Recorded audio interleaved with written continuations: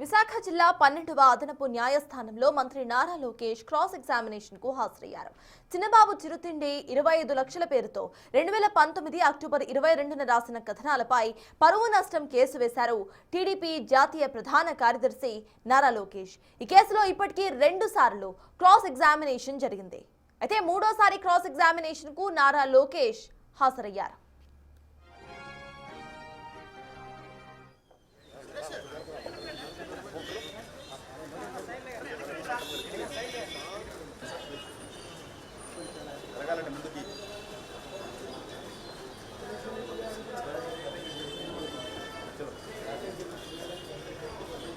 విశాఖ జిల్లా 12వ అదనపు న్యాయస్థానంలో మంత్రి నారా లోకేష్ క్రాస్ ఎగ్జామినేషన్ కు హాజరయ్యారు.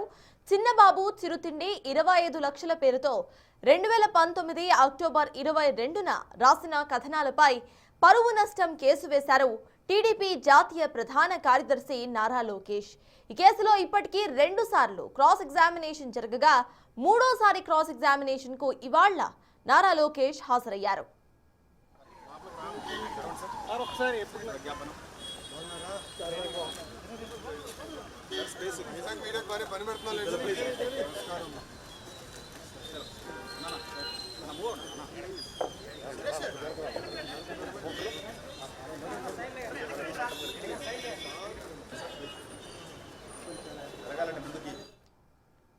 మంత్రి నారా లోకేష్ 3వ క్రాస్ ఎగ్జామినేషన్ కు హాజరయ్యారు. దీనికి సంబంధించిన పూర్తి అప్డేట్స్ మా ప్రతినిధి రాజు అందిస్తారు. రాజు, చెప్పండి, క్రాస్ ఎగ్జామినేషన్ ఎంతసేపటి వరకు జరిగే అవకాశం ఉందనుకోవాలి అండ్ అక్కడ సిచ్యువేషన్ ఏంటి రాజు?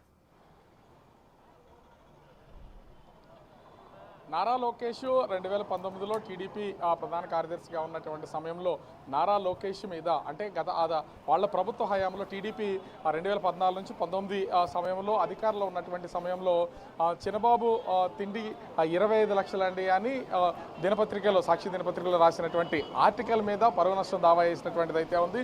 విశాఖ కోర్టులో ఈ కేసు దాఖలు చేసినటువంటి నేపథ్యంలో ఇప్పుడు క్రాస్ ఎగ్జామినేషన్ జరుగుతూ ఉంది. ఇది 3వసారి క్రాస్ ఎగ్జామినేషన్.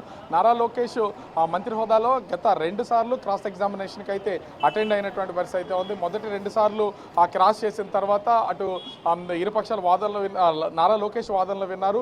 3వసారి కూడా దీని మీద ఇంకొన్ని డౌట్స్ ఉన్నటువంటి నేపథ్యంలో ఈరోజు నారా లోకేష్ను క్రాస్ ఎగ్జామిన్ కోసం కోర్టు హాజరు కావాల్సిందిగా ఆదేశాలు ఉన్నటువంటి నేపథ్యంలో నారా లోకేష్ కొద్దిసేపటి క్రితమే కోర్టు లోపలికి అంటే 11 గంటల సమయంలో కోర్టు లోపలికి అయితే వెళ్ళినటువంటిది అయితే ఉంది. మరొక గంటన్నర సేపు నారా లోకేష్ లోపలే ఉంటారు. ఎందుకంటే క్రాష్ జరుగుతుంది కాబట్టి ఖచ్చితంగా ఆ కేసుకు సంబంధించినటువంటి వివరాలను అదేవిధంగా అప్పుడు దినపత్రిక రాసినటువంటి ఆ వివరాలన్నింటినీ క్షుణ్ణంగా నారా లోకేష్ దగ్గర ఉన్నటువంటి ఆధారాలన్నింటినీ ఆ జడ్జి ముందు సబ్మిట్ చేయాలి. కాబట్టి క్రాస్ ఎగ్జామినేషన్ మరొక గంటన్నర వరకు జరిగే అవకాశం అయితే ఉంది. ఇంచుమించుగా 1 గంట దాటిన తర్వాత మంత్రి నారా లోకేష్ తన కోర్టు ప్రొసీడింగ్స్ అన్నింటినీ కూడా ఫినిష్ చేసుకుని బయటకు వచ్చే అవకాశం అయితే కనిపిస్తుంది. వచ్చిన తర్వాత ఖచ్చితంగా మీడియాతో కూడా మాట్లాడే అవకాశాలు అయితే కనిపిస్తున్నాయి.